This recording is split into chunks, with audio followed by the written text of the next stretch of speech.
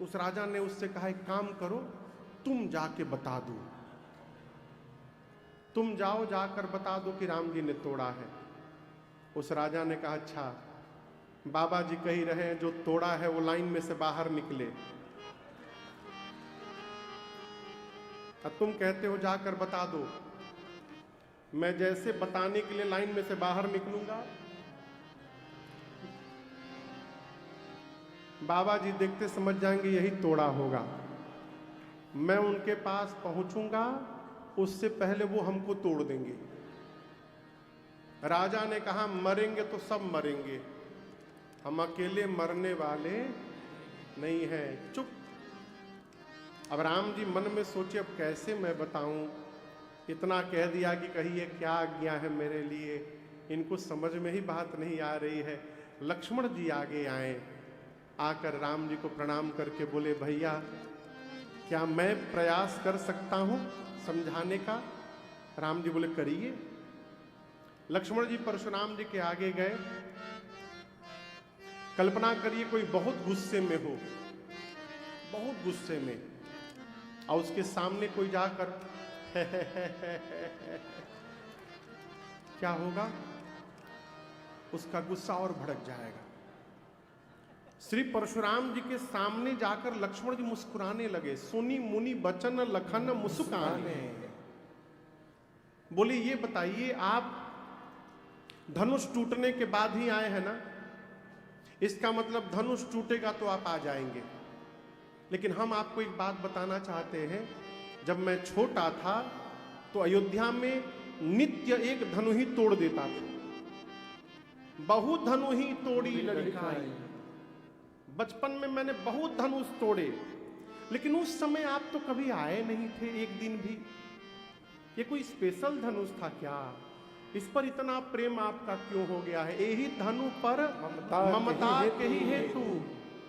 अब जैसे पिनाक की तुलना लक्ष्मण जी ने एक छोटी सी धनु ही से किया, श्री परशुराम जी आग बबूला हो गए। बोले रे रे रे रे नृपबालक, तू नहीं बोल रहा है, तेरा काल तेरे मुख से बुलवा रहा है। शिव के पिनाक की तुलना तू एक छोटी सी धनु ही से कर रहा है। धनु ही सम त्रिपुरारी धनु। लक्ष्मण जी बोले शांत रहिए बाबा जी, शांत रहिए। धनु ही हो चाहे धनुखा हो, दोनों से एक ही काम लिया जाता है, बाण चलाया जाता है, वो छोटा हो चाहे बड़ा हो। और आप तब से कह रहे किसने तोड़ा किसने तोड़ा, तो असली बात मैं आपको बता रहा हूं, किसी ने तोड़ा ओड़ा नहीं है। छुवत टूट रघुपति न दोष। किसी ने तोड़ा नहीं है, भैया ने केवल इसको स्पर्श किया और वो टूट गया। ऊपर से केवल पॉलिश करके रखा गया था, उसको भीतर भीतर दीमक खा के खत्म कर दिया था, एकदम खोखला हो गया था। भैया छुए टूट गया। हम क्यों अभिमान करें, हम लोगों ने तोड़ा है। परशुराम जी अपन फरसा निकाल लिए, हाथ में लेकर बोले ये दिखाई दे रहा है क्या है? लक्ष्मण जी बोले फरसा। परशुराम जी बोले फरसा मत बोलो, 21 बार धरती से क्षत्रियों को इसी फरसे से समाप्त किया हुए 21 बार। बाल ब्रह्मचारी अति क्रोधी हूं, केवल मुनि महात्मा मुझे ठीक से जानते हैं। विश्वास न हो तो अपने गुरु जी से पूछ लो, तुम्हारा काल निकट आ गया है, काल। लक्ष्मण जी हाथ जोड़कर बोले मैं बहुत भाग्यशाली हूं, बहुत भाग्यशाली। परशुराम जी बोले अचानक एक भाग्यशाली वाली बात कहां से आ गई? लक्ष्मण जी बोले जीवन में पहली बार ऐसे वीर का दर्शन मिला है जो अपनी प्रशंसा अपने मुख से कर रहा है। सबकी प्रशंसा जगत वाले करते हैं, आप अपनी प्रशंसा स्वयं करते हैं 21 बार 21 बार। तो हमको डराइए मत, हम कुमड़े की बत्तियां नहीं जो तर्जनी देख के डर जाएंगे। हमारे कंधे पर भी धनुष रखा हुआ है। परशुराम जी बोले युद्ध करो, लक्ष्मण जी बोले नहीं कर सकता। परशुराम जी बोले डरपोक हो क्या? लक्ष्मण जी बोले मैं जिस वंश से आता हूं, मेरे वंश में संत पर, गौ पर, ब्राह्मण पर और भगवान पर प्रहार करना मना है। हम आपसे लड़ नहीं सकते। परशुराम जी बोले कैसे वीर हो तुम, लड़ोगे नहीं? लक्ष्मण जी बोले मान लीजिए हम आपसे लड़े और आपको मार दिए। बोले क्या बोले? मान लीजिए, मान लीजिए यदि हम आपको मार दिए तो आप ब्राह्मण हैं, ब्रह्म हत्या का पाप लगेगा मुझे। और युद्ध में यदि आपसे हार गए तो रघुवंशी होकर युद्ध में पराजित हो जाना, ये मेरे कुल पर कलंक लग जाएगा।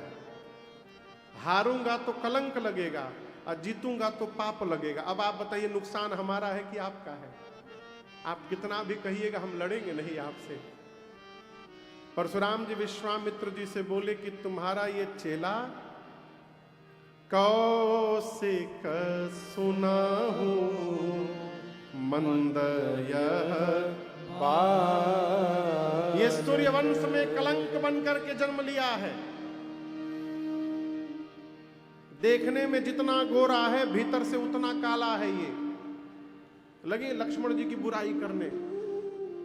राम जी बोले अरे कहां आप भी बुद्धिमान लोग छोटे बच्चों की बात पर ध्यान नहीं देते। लक्ष्मण तो दूध मुंहा बच्चा है, इसके दूध के दांत भी अभी नहीं गिरे हैं। तब तक लक्ष्मण जी बोले इतना ही यदि प्रेम है तो टुकड़ा यही पड़ा है, किसी को बुला के जुड़वा लीजिए। परशुराम जी बोले देखो फिर बोला ये। राम जी शांत करते हैं परशुराम जी को। परशुराम जी को तब तक लक्ष्मण जी फिर छेड़ देते हैं। बात तो यहां तक चली गई कि परशुराम जी ने मारने के लिए फरसा चला दिया, लेकिन कितना भी फरसा चला रहे थे वो फरसा आगे ही ना बढ़े। तब राम जी को कहना पड़ा मुनिवर हमारा अपराध जितना बड़ा नहीं है, आपका क्रोध उससे बड़ा हो गया है। लक्ष्मण ने आपसे कही थी, मैं भी कह रहा हूं, हम तोड़ने नहीं गए थे, पुराना था, स्पर्श करने से टूट गया। और आप युद्ध की बात करते हैं तो मेरी भी बात सुनिए। हम रघुवंशी हैं, रघुवंशी युद्ध के मैदान में यदि सामने काल भी आकर खड़ा हो जाए तो रघुवंशी काल से भी नहीं डरता, उससे भी युद्ध करता है। हम वो रघुवंशी हैं। परंतु काल से भी युद्ध करने की क्षमता रखने वाला रघुवंशी राम आज परशुराम से युद्ध नहीं करेगा। क्यों? आप ब्राह्मण हैं और जो ब्राह्मण की चरणों में निष्ठा बना के रखता है मुनिवर, वो पूरे संसार में निर्भय होकर रहता है। इसलिए मैं लड़ूंगा नहीं आपसे। परशुराम जी जब ये बात सुने राम जी की तो सोचने लगे कि इतनी निष्ठा ब्राह्मण में, भगवान को छोड़कर कोई और नहीं हो सकता है। पता कैसे चलेगा राम भगवान है? तो परशुराम जी के पास अजगौ धनुष है भगवान श्री हरि का। भगवान के धनुष पर भगवान को छोड़कर दूसरा कोई डोरी चढ़ा नहीं सकता। परशुराम जी सोचिए यदि भगवान होंगे तो इस अजगौ को झुकाकर इसकी डोरी चढ़ा देंगे, ये मुझे पता चल जाएगा ये भगवान है। कहे राम रमापति कर धन लैहो, खैचहु मिटे मोर संदेहो। और जैसे धनुष दिया परशुराम जी ने, देता चापया तू ही चढ़ी गया, देता चापया तू ही चली गया। परशुराम मन विस्मय भया, परशुराम मन विस्मय भया, परशुराम मन विस्मय भया। जैसे श्री परशुराम जी ने धनुष दिया, भगवान हाथ में पकड़े, श्री राम जी के हाथ में धनुष आते उसकी डोरी अपने आप चढ़ गई। देत चाप आप ही चढ़ी गए। भगवान को झुका के नहीं चढ़ाना पड़ा, धनुष हाथ में आया राम जी के हाथ में आते उसकी डोरी अपने आप धनुष पर तन गई। जब परशुराम जी ये दृश्य देखे तो विस्मृत हो गए, अरे ये तो भगवान है, मैं भ्रम कर गया। 9 बार परशुराम जी ने राम जी की जय जयकार की है, 9 बार, 9 बार जय जयकार किया और उसके बाद क्षमा याचना किया। प्रभु अज्ञानतावश आप दोनों भाइयों को मैंने बहुत अनुचित कह दिया है नाथ, इसलिए मेरे अपराध को क्षमा करिएगा। क्षमहु क्षमा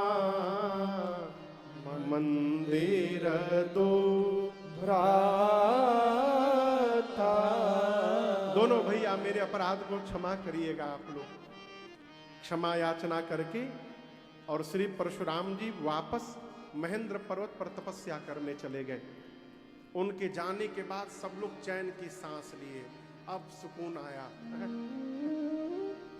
श्री विश्वामित्र जी ने जनक जी महाराज से कहा, महाराज विवाह तो धनुष के टूटने के साथ ही संपन्न हो गया था, टूटत ही धनु विवाह, परंतु अपनी वंश परंपरा का पालन करने के लिए मैं तो कह रहा हूं कि अपने घर में जो श्रेष्ठ जन आपके हैं उनको बिठाइए, श्रेष्ठ ब्राह्मणों को बिठाइए, अपने गुरु जी को बिठाइए और सबसे पूछ करके विचार करके जो निर्णय हो उसका पालन करिए। विश्वामित्र जी ने यह नहीं कहा कि यह काम कर लीजिए, दूत को भेज दीजिए। क्या कहा? आपके घर के बड़े बुजुर्ग जो कहें उसका पालन करिए। ये प्रसंग कह रहा है कि किसी के भी घर में जाकर अपने फूफा नहीं बनना चाहिए, किसी के भी घर में जाकर स्वयं राय नहीं देना चाहिए। क्या कहना चाहिए? अपने घर के बड़ों से पूछिए, वो जैसी आज्ञा दे उसका पालन करिए। विश्वामित्र जी ने जनक जी ने मंत्रणा की और निर्णय हुआ कि दूतों को पत्र देकर भेजा जाए अयोध्या। दूत पत्र लेकर अयोध्या पहुंचे। कहां पहुंचे?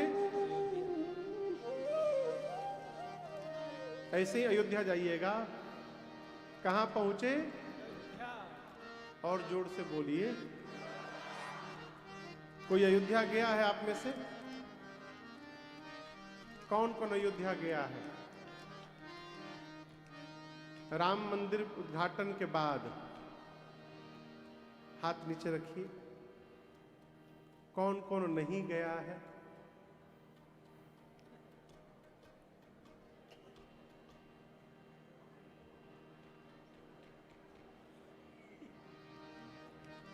महाराज जी आप गए हैं?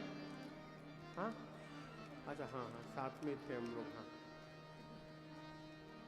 हो आइए एक बार। अरे आपके चंद्रपुर की लकड़ी वहां पहुंच गई, आप क्यों पीछे हटे हैं?